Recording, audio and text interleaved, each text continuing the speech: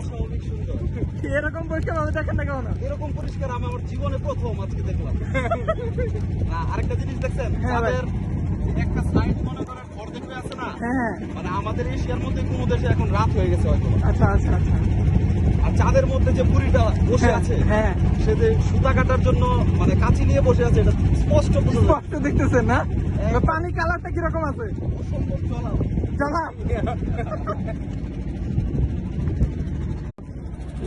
অস্বাভাবিক সুন্দর।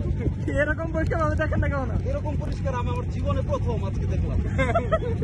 না আরেকটা জিনিস দেখছেন, হ্যাঁ ভাই। তাদের একটা সাইড মনে করেন অর্ধেক হয়ে আছে না, হ্যাঁ মানে আমাদের এশিয়ার মধ্যে কোনো দেশে এখন রাত হয়ে গেছে হয়তো। আচ্ছা আচ্ছা আচ্ছা।